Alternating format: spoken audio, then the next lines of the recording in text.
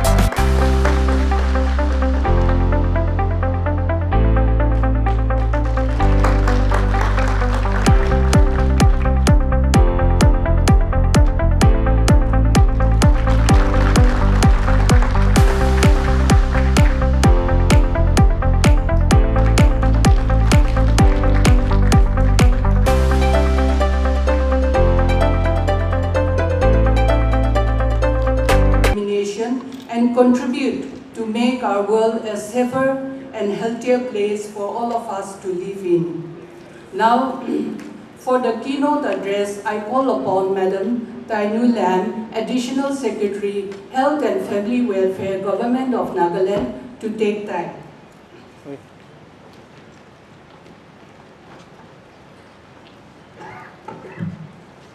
Respected Chairperson, Honorable Minister, Health and Family Welfare, the special case of this special day, Deputy Commissioner Dimapur, officers from different departments, and my dear family members, officers and staff of Health and Family Welfare Department, ladies and gentlemen, I would like to thank God for giving us this special day to come together to celebrate this World Malaria Day with the rest of the world.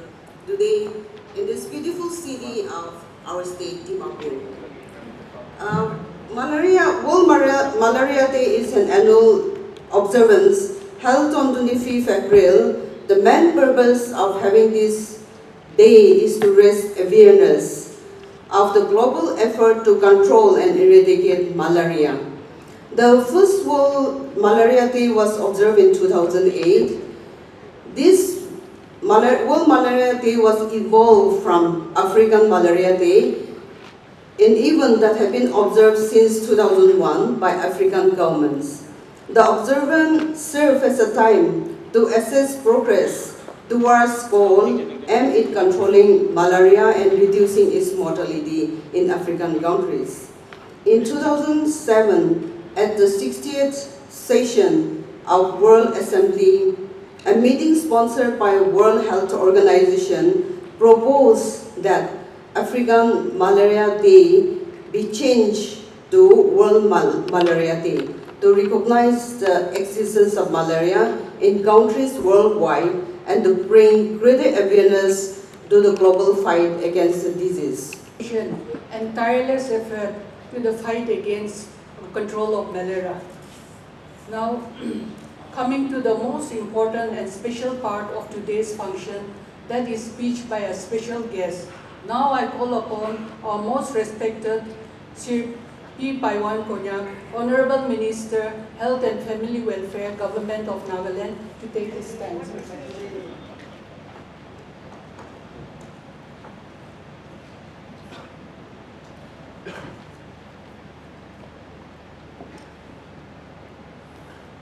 may I humble myself to ask all of you present here, how many of you have been the victim of Anopheles mosquito infected malaria? If any of you has been with the case of malaria for the last few years back, please may I request you to raise your hands.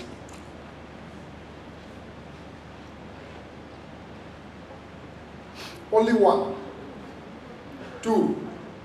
Okay, thank you.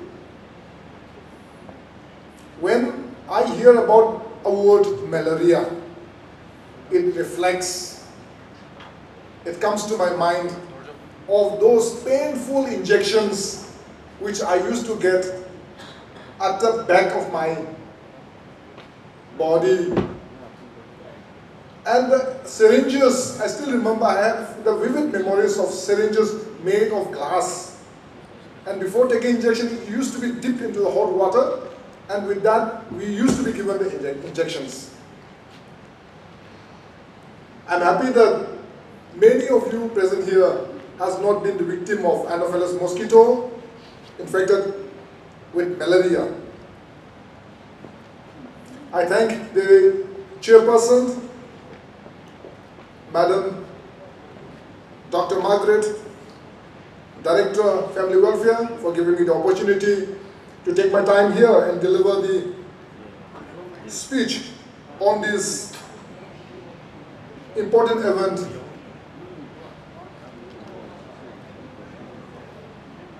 Taking the malaria into our discussions, into our activities forward. I also thank Deputy Commissioner, Dimapur District, and the Police Commissioner for being present on this day. And today we are here for the good cause. Respected Madam Tainu, Additional Secretary, and also Dr. Timsu, the CMO from Dimapur District, the MS from District Hospital Dimapur. I congratulate the individuals, the persons, those who had really worked, dedicated in the service of eradicating malaria and getting the awards. Dr. Nisiko Kerie, Joint Director, NSPO, senior officers from the Health and Family Welfare, media friends, and my fellow citizens.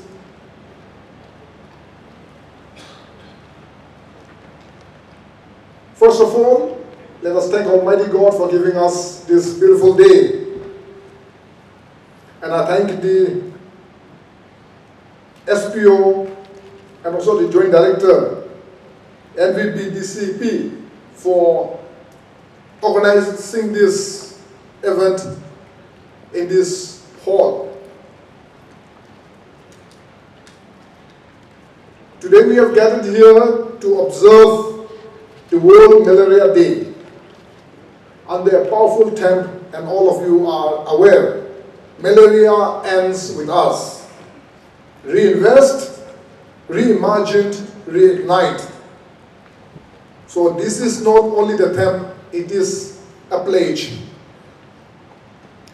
When we see that malaria ends with us, reinvest, reimagine, reignite, it is a pledge, not only a slogan. It is more than a slogan, a call to action, and a reminder that each of us plays an important role in global fight against malaria. It is a disease which can be prevented and treatable, yet it continues to claim lives, particularly in our most vulnerable communities, especially in the rural areas. To refresh ourselves, let us look back to the progress report over the last 20 years. From 2005 till 2024, remarkable achievement has been made. Death rate caused by malaria in 2005 was nil. However, in 2006, the death rate shot up to 75 in the state. And it continued to extend the subsequent year. Yet, relentless efforts of our health workers was made evident as the death rate since 2018 till 24 stands 0. Dear friends, the term Malaria Ends With Us is a declaration of ownership and accountability. The responsibility is not just with health departments, our global agencies. It lies with every one of us, from community leaders to health workers, from policymakers to families in malaria endemic areas. Today we have the power to make malaria a disease of the past. I still have vivid memories of 2023, where Dimapur was suddenly took into a surprise by the dengue. It was about to be considered as some of the medias, some of the organizations want it to be termed as pandemic or endemic, but we still said it cannot be considered as endemic, pandemic or whatever, as it is a surge. And with the effort of the district administration, with the effort of the church, civil societies, tribals, and community-based organizations, we could be able to control the surge of the dengue in 2023. Similarly, we have the power to make malaria a disease of the past. To do this, we must again, like the term says, reinvest, not only in funding, but in our commitment in strengthening healthcare infrastructure and in ensuring the availability of diagnostic tools, treatments and preventive measures like insecticide, treated nets, and indoor spraying. We must invest in training, awareness, and research, because a disease as persistent as malaria depends on a persistent response. We must also reimagine our strategies, reflect the past. Malaria landscape is changing with climate shift, urbanization, and evolving mosquito behavior. We need innovation in technology, in data-driven interventions, and in community engagement. Let us reimagine partnerships involving private sectors, youth, civil societies, churches, and build smarter and more resilient systems. Lastly, we must reignite the momentum. The world made great strides in reducing malaria deaths, but progress has showed in recent years. We cannot afford complacency. Therefore, let this day renew our patience, our urgencies, and our collective will to finish what we started.